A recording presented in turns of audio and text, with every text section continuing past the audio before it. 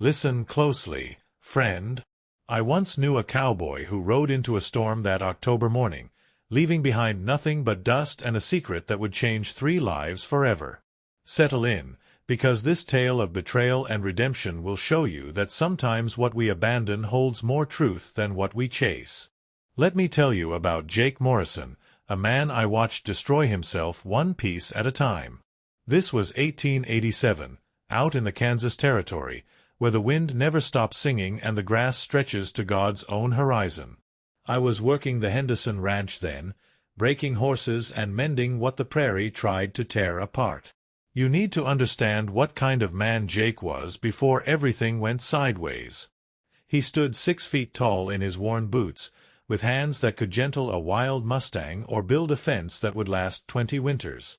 His eyes were gray like storm clouds, and when he smiled, which wasn't often enough, his whole face would light up like sunrise over the prairie. Jake had come to Kansas with nothing but a horse, a saddle, and dreams bigger than the sky.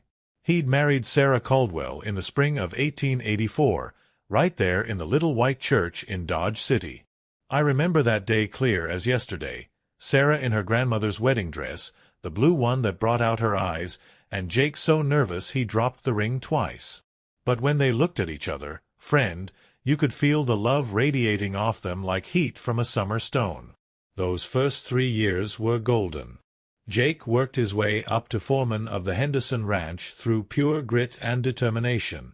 He had a way with cattle that was almost supernatural, could read weather patterns, knew which pastures would hold up through drought, could spot a sick steer from half a mile away. Mr. Henderson used to say Jake had more ranch sense in his little finger than most men had in their whole body. Sarah, she was the heart of their little homestead. She kept a garden that was the envy of every woman in 3 counties, could cook a meal that would make angels weep, and had a laugh that rang across the prairie like church bells on Sunday morning. She'd wait on the porch every evening, watching for Jake's silhouette against the setting sun, and when she spotted him, she'd run down that dusty path like a girl half her age. But somewhere in that 3rd year, something started to shift. Maybe it was the isolation. The nearest neighbor was 5 miles away, and in winter they might not see another soul for weeks. Maybe it was the miscarriages. Sarah had lost 2 babies, and each loss carved a deeper hollow in both their hearts. Or maybe it was just the grinding hardship of frontier life, where every day was a battle against weather, wildlife, and the endless work that never seemed to get done. Jake started staying out later, checking on cattle that didn't need checking, riding fence lines that were already sound. Sarah began spending her evenings alone, staring out that window like she was looking for something that never came. They still loved each other, God knows they did, but somewhere along the way they'd stopped knowing how to show it. That's when Thomas Whitmore first appeared, rolling into their lives like a summer storm you don't see coming until it's right on top of you. It was a Tuesday in late September when his fancy carriage pulled up to the ranch house, all polished wood and brass fittings that gleamed like gold in the afternoon sun. The man who stepped down was everything Jake wasn't, smooth-talking, well-dressed, with hands that had never known hard work and a smile that could charm the bark off a tree. "Good afternoon, ma'am," he said to Sarah, tipping his hat with a flourish that belonged in some Eastern drawing-room. "Thomas Whitmore, cattle buyer from Chicago. I was hoping to speak with your husband about purchasing some of your finest beef." I was in the corral breaking a young gelding, but I could hear every word clear as day.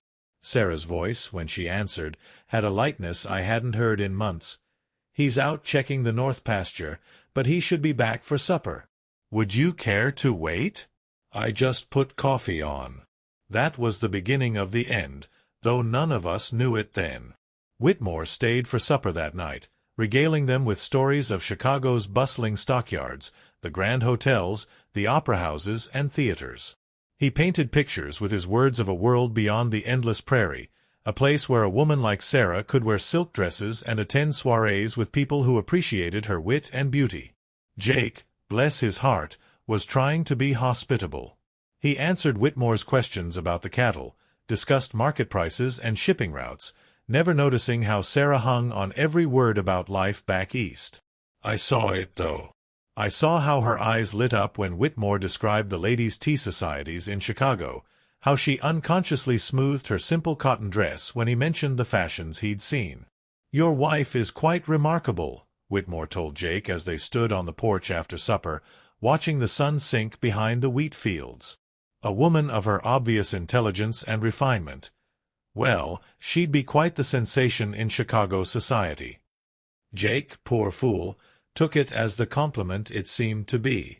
"Sarah's the finest woman in Kansas," he said with quiet pride. "Don't know what I did to deserve her." But I caught the look that passed between Whitmore and Sarah when Jake wasn't watching, a look that spoke of secrets and possibilities that had nothing to do with cattle or Chicago stockyards. Whitmore began visiting every few weeks, always with some business excuse. He was evaluating the local livestock, or establishing relationships with reliable suppliers, or learning about prairie ranching methods. Each time he stayed a little longer, each time Sarah grew a little brighter in his presence and a little dimmer when he left. Jake noticed, of course he did. How could he not notice the way his wife suddenly took interest in her appearance again, spending time at her mirror that she hadn't bothered with in months? How could he miss the way she'd find excuses to ride into town whenever Whitmore's telegram announced his arrival? How could he ignore the fact that she'd stopped waiting on the porch for him at sunset, too busy writing letters that she never let him see? But Jake Morrison was a proud man, and proud men sometimes blind themselves to truths too painful to face. Instead of confronting what was happening right in front of him, he threw himself deeper into his work. He'd leave before dawn and come back after dark, exhausting himself and his horse checking and rechecking cattle that were perfectly fine. The breaking point came on a cold morning in early October. I found Jake in the stable at 4 in the morning, saddling Thunder by lamplight. His hands were shaking, and when he looked at me, his eyes held a desperation I'd never seen before. "She's leaving with him, Charlie," he said, his voice barely above a whisper. "I found the valise she's been packing, hidden in the root cellar. Our land deed, our wedding rings, everything that proves this life ever existed. She's planning to run off with that snake oil salesman, and there's not a damn thing I can do about it." "Jake," I started, but he held up a hand to stop me. "I could fight for her," he said, checking Thunder's saddle with movements that were purely automatic. "I could expose Whitmore for whatever kind of con man he surely is. I could lock her in the house and throw away the key. But Charlie, if I have to chain her to keep her, then I never really had her at all." That's when he did something that revealed the true depth of his character. Instead of raging or begging or fighting, Jake Morrison sat down at his kitchen table and wrote the most heartbreaking letter I've ever had the misfortune to read. He poured his heart onto that paper, telling Sarah everything he'd discovered about her plans, everything he'd observed about her unhappiness, and everything he felt about letting her go. The letter Jake wrote that night was more than just words on paper. It was a man's soul laid bare, every fear and hope and desperate love he'd been carrying alone. I know because after he rode off that morning, when I found it tucked in his old hat in the stable, I read every word with tears streaming down my face. "My dearest Sarah," it began, "if you're reading this, then I've finally found the courage to set you free. I know about Thomas. I've known for months. But I also know something you don't, and before you make the biggest mistake of your life, you need to understand what kind of man you're planning to run away with. But here's what you need to know about Jake Morrison. He wasn't just a cowboy with a broken heart. He was a man who'd been educated back east before he came to Kansas, who could read people as well as he could read weather. And when he started suspecting Thomas Whitmore wasn't what he seemed, Jake began doing what he did best, paying attention to details. It started 3 months earlier, when Jake had ridden to Dodge City on ranch business. He was loading supplies when he overheard a conversation in the Silver Dollar Saloon that changed everything.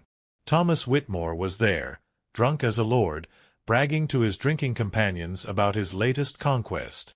"You should see this ranch wife I've got wrapped around my finger," Whitmore had laughed, his refined accent slipping into something cruder.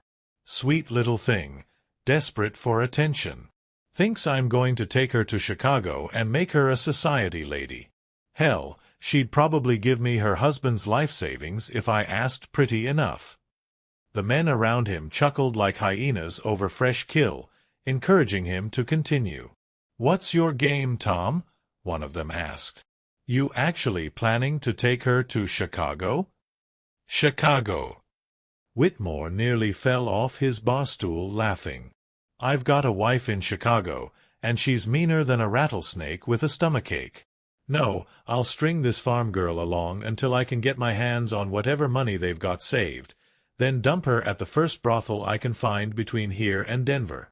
These prairie wives are all the same, so starved for romance they'll believe any story you spin." Jake had stood frozen in that doorway, his world crumbling around him like a house of cards in a tornado.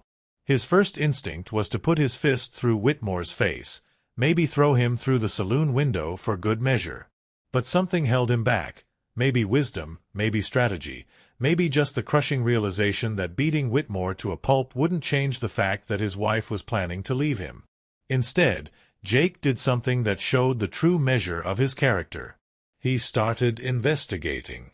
For weeks, he made excuses to ride to Dodge City, Wichita, even as far as Kansas City, talking to telegraph operators, bribing railroad clerks, following the paper trail that Thomas Whitmore had left across the frontier.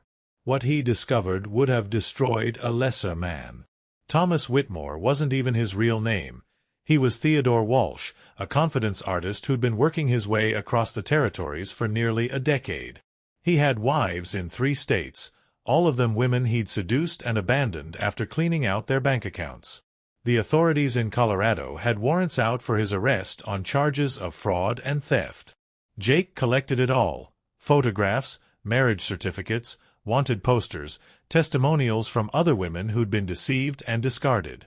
He had enough evidence to put Whitmore away for 20 years or get him lynched by an angry mob, whichever came first.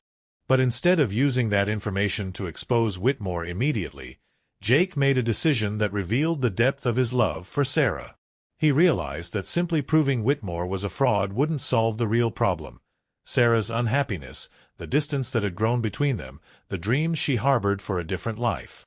"I could have stopped you," his letter continued, "could have shown you what he really is and watched your heart break all over again. But Sarah, if you're so unhappy with our life that you're willing to throw it all away for promises from a stranger, then I've failed you as a husband.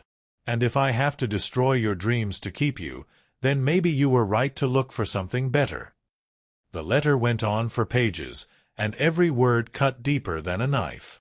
Jake wrote about the early days of their marriage, the happiness they'd shared, the dreams they'd built together. He wrote about the babies they'd lost and how the grief had driven a wedge between them. He wrote about his own failures, how he'd buried himself in work instead of talking to her about their pain, how he'd let pride keep him from admitting he was losing her. "I know I haven't been the husband you deserved," he wrote. "I know I stopped seeing you as the remarkable woman I fell in love with and started taking you for granted like a piece of furniture.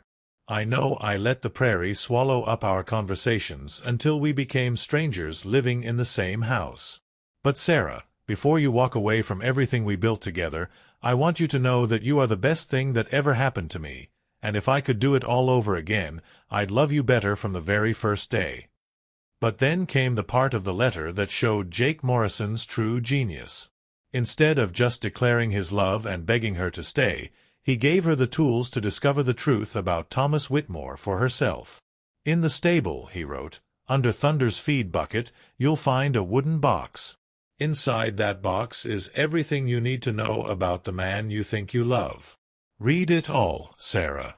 Look at the photographs of the other women who believed his lies. Read the testimonies of wives he's abandoned in brothels across 3 states. See the wanted posters with his real name. And then, when you know what kind of man Thomas Whitmore really is, I want you to make your choice with your eyes wide open.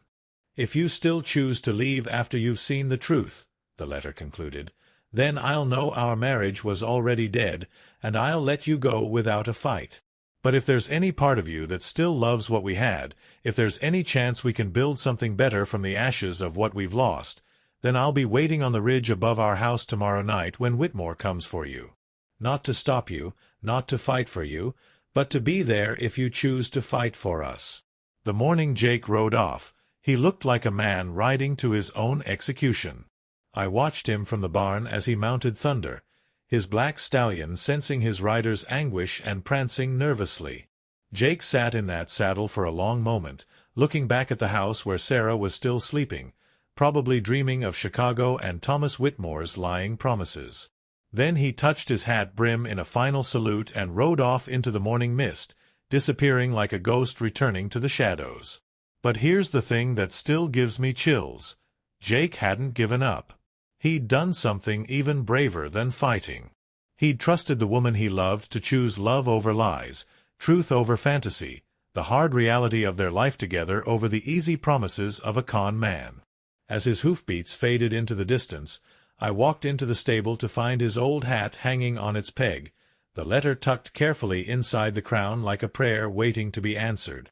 That afternoon, when Sarah found Jake's letter, I thought the world might end from the sound of her screaming. I was mending harness in the tack room when I heard her calling his name, over and over, like a lost soul crying out in the wilderness. By the time I reached the house, she was tearing through the stable like a woman possessed, looking for the wooden box Jake had mentioned. You need to understand, Sarah Morrison wasn't just some naive farm wife. She was intelligent, educated, raised by parents who'd taught her to think for herself. But loneliness and disappointment had made her vulnerable to Thomas Whitmore's calculated charm. She'd been so starved for romance, for attention, for someone to see her as more than just a ranch hand's wife, that she'd ignored every instinct that told her something wasn't right. When she found that box under Thunder's feed bucket, her hands were shaking so hard she could barely lift the lid. Inside was Jake's carefully assembled evidence, a collection of documents and photographs that told the story of Theodore Walsh, alias Thomas Whitmore, alias a dozen other names he'd used across the frontier. There were tintype photographs of women who looked just like Sarah, young, hopeful, dressed in their finest clothes, all wearing the same dreamy expression she'd seen in her own mirror for months. Each photograph was labeled with a name, a location, and a date. Margaret Hensley, Denver, 1885. Ruth Martinez, Santa Fe, 1886. Elizabeth Crenshaw, Amarillo, 1887. A parade of broken hearts stretching across the territories. Worse than the photographs were the testimonies Jake had collected. Letters from law enforcement, statements from witnesses, accounts from the women themselves who'd survived Whitmore's deceptions. The pattern was always the same: charming courtship, promises of a better life in the big city, gradual isolation from family and friends, and then abandonment once he'd gotten whatever he could take. But the document that shattered Sarah's world completely was a letter in Whitmore's own handwriting, addressed to an associate in Denver. Jake had stolen it from Whitmore's hotel room during one of his visits to Dodge City, and every word was like a dagger to Sarah's heart. "My dear Vincent," it read, "the Morrison operation is proceeding exactly as planned. The woman is completely under my influence, believes every word about Chicago society and our grand future together. The husband suspects nothing, too busy playing cowboy to pay attention to what's happening under his own roof. I estimate they have at least $3,000 saved, plus the land deed which should be worth another $5,000 to the right buyer. As usual, I'll string her along until we reach Colorado territory, then dispose of her at Madame Josephine's establishment in Denver. She's young enough and pretty enough that Josephine should pay well for the privilege. These farm wives are so desperate for romance they practically rob themselves. Should be wrapped up by month's end. Your devoted partner, Theodore Walsh." Sarah collapsed to her knees in that stable, clutching the letter to her chest as the full weight of her betrayal, not just of Jake, but of herself, crashed down on her like an avalanche.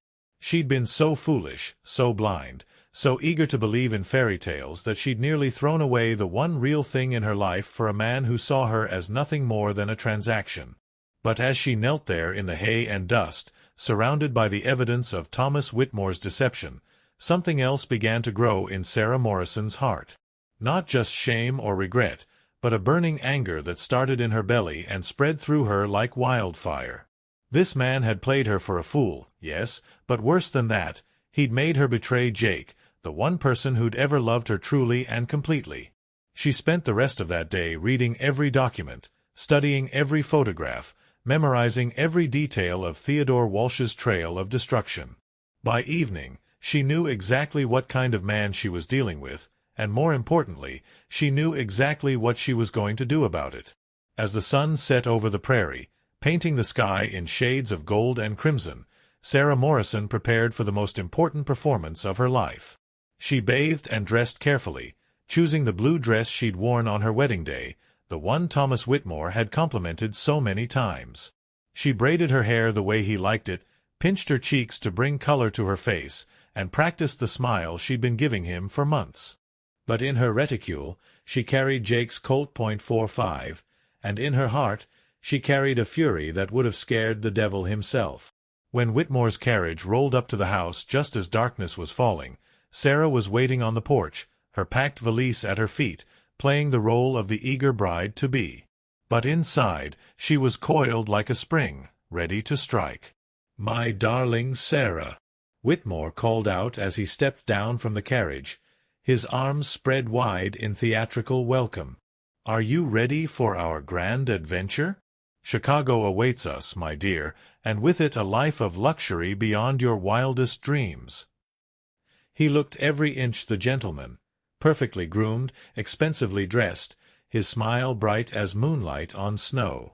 If Sarah hadn't known better, if she hadn't spent the day learning the truth about Theodore Walsh, she might have run into his arms without a second thought. Instead, she walked toward him slowly, each step measured and deliberate. "Thomas," she said, her voice steady as bedrock, "before we leave, I need to ask you something." "Of course, my sweet," he replied, his practiced charm never wavering. "What troubles that beautiful mind of yours? Tell me about your wife in Chicago." The words hit Whitmore like a physical blow.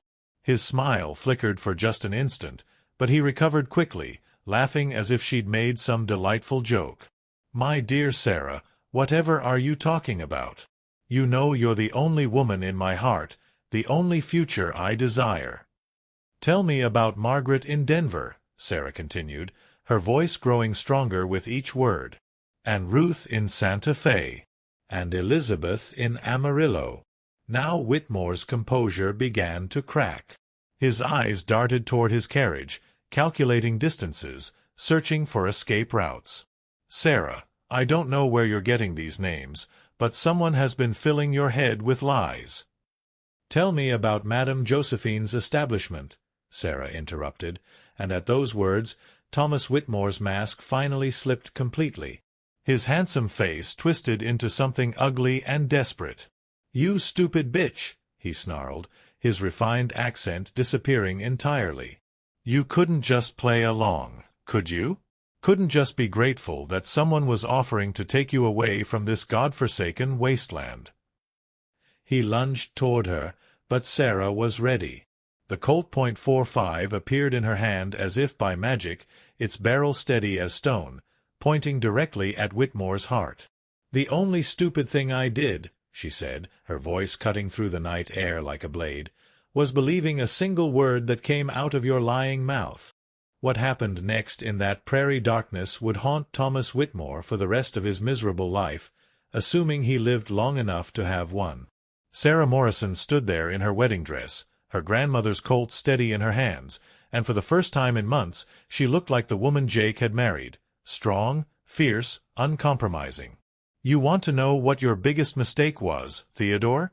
she said, using his real name like a curse. "It wasn't underestimating me. It wasn't even thinking you could play me for a fool. Your biggest mistake was making me hurt the only man who ever loved me truly." Whitmore had his hands raised, his face pale in the moonlight, but his mind was still working, still looking for an angle. "Sarah, be reasonable," he said, trying to summon his old charm. "Put the gun down and let's talk about this like civilized people." "Whatever you think you know." "I know everything," she cut him off. I know about the warrants in Colorado. I know about the women you've destroyed. I know about your plan to sell me to a brothel once you'd cleaned out my bank account. Most of all, I know that while I was planning to betray my husband for a fantasy, he was protecting me from the truth because he loved me too much to see me hurt. The storm that had been building all day finally broke overhead, sending down sheets of rain that turned the dusty yard into muddy rivers. Lightning split the sky, illuminating Sarah's face in stark black and white, revealing an expression of such righteous fury that Whitmore actually took a step backward. "I could kill you right now," she continued, raising her voice above the thunder. "I could put a bullet through your heart and tell the sheriff you tried to assault me. In Kansas territory, that's justification enough, and every man in 3 counties would shake my hand for doing it." "Please," Whitmore whimpered, all his swagger gone. "I'll leave. I'll never come back. Just let me go and you'll never see me again." "Oh, you're leaving," Sarah agreed. "But first, you're going to do something for me. You're going to get on your knees in this mud and you're going to tell me exactly what you think of women like me. Not the lies you've been feeding me for months, but what you really think. What you told your drinking buddies in Dodge City." Lightning flashed again, and in that brief illumination, Whitmore saw something in Sarah's eyes that told him she wasn't bluffing. Slowly, reluctantly, he sank to his knees in the muddy yard. We're just marks," he said, his voice barely audible above the storm. "Lonely women desperate for attention. Easy targets who'll believe anything if you tell them what they want to hear." "And what did you plan to do with me once you got me to Colorado?" "Sell you," he whispered, the rain streaming down his face like tears. "To a brothel. For whatever they'd pay." Sarah nodded slowly, as if this confession had settled something deep inside her. "Get up," she said. "Get back in that fancy carriage and get off my land. If I ever see you again, if I ever hear that you've hurt another woman, I won't hesitate. Do you understand me?" Whitmore scrambled to his feet, slipping in the mud, desperate to reach his carriage. But as he grabbed the door handle, Sarah called out one more time, "Theodore." When he turned back, she was smiling, not the sweet, naive smile he'd been manipulating for months, but something sharp and dangerous. "The next woman you try to charm might not be as merciful as I am. You might want to find a new line of work." He drove away into the storm without another word, his carriage wheels spinning in the mud, disappearing into the darkness like the coward he'd always been. And Sarah Morrison stood there in the rain, still holding her husband's gun, finally understanding what she'd almost thrown away. But here's the part that still takes my breath away when I think about it. Jake hadn't really left. All day, while Sarah was discovering the truth about Thomas Whitmore, Jake Morrison had been camped on the ridge above their ranch, watching through his field glasses, making sure his wife was safe when the reckoning came. He saw the confrontation in the yard. He saw Sarah face down her would-be seducer with more courage than most men could muster. He saw her choose truth over lies, reality over fantasy, their life together over the false promises of a con man. And when Thomas Whitmore's carriage disappeared into the storm, Jake Morrison mounted Thunder and rode down that hillside like salvation itself. I'll never forget the sight of them finding each other in that tempest, Sarah running through the mud toward Jake's horse, both of them crying and laughing at the same time. The rain washed away the dust, the lies, the pain, and for a moment they looked like the young couple who'd first claimed that land with nothing but love and determination. Jake slid down from Thunder's back and caught Sarah in his arms, spinning her around despite the storm, despite the mud, despite everything that had tried to tear them apart. "I'm sorry," she sobbed against his chest. "I'm so sorry I couldn't see what was right in front of me. I'm sorry I almost threw away the best thing in my life for a lie." And Jake, this man who'd suffered in silence for months, who'd chosen to trust love instead of fight for it, just held her like she might disappear if he let go. "I'm sorry too," he whispered into her wet hair. "Sorry I didn't fight harder for us from the beginning. Sorry I let pride and fear keep me from telling you every day how much you mean to me. Sorry I almost gave up on something worth dying for." They stood there in that storm for what felt like hours, holding each other and talking, really talking, for the first time in months. They talked about the babies they'd lost and how grief had built walls between them. They talked about loneliness and disappointment and dreams deferred. They talked about forgiveness and second chances and the kind of love that chooses to rebuild instead of walking away. When the storm finally passed and the stars came out, they walked back to their house hand in hand, ready to start over. Not as the naive young couple who'd married in 1884, but as two people who'd stared into the abyss of losing each other and chosen to fight their way back to love. They rebuilt their marriage on honesty instead of silence, on talking instead of assuming, on cherishing what they had instead of yearning for what they lacked. I stayed on that ranch for 5 more years, and I watched them fall in love all over again, deeper this time, stronger. They had 3 children, 2 boys and a girl, and grew old together, their love becoming the kind of legend that cowboys tell around campfires on lonely nights. Jake never spoke of Thomas Whitmore again, and Sarah burned every letter, every false promise, every remnant of her foolish infatuation. But she kept one thing, the wooden box with all of Whitmore's victims' photographs. Not as a reminder of her shame, but as a promise to herself to never again mistake flattery for love, fantasy for reality, or a smooth tongue for a genuine heart. Sometimes, on still nights when the moon is full and the prairie wind whispers through the grass, folks say you can still see Jake Morrison's black stallion running across that ridge, and if you listen close, you can hear Sarah's laughter carried on the breeze, as clear and joyful as the day they found their way back to each other. Now tell me, friend, what letters are you leaving unwritten? What truths are you too scared to speak?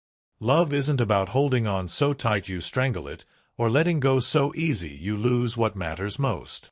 Sometimes the bravest thing you can do is trust that real love will choose you back, even when the world tries to tear you apart. Jake Morrison could have fought Thomas Whitmore with his fists, but instead he fought with something far more powerful, faith in the woman he loved. What battles are you fighting the wrong way?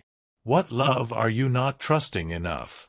The prairie teaches us that the deepest roots grow in the darkest storms, and the strongest love is forged in the hottest fires. What are you waiting for?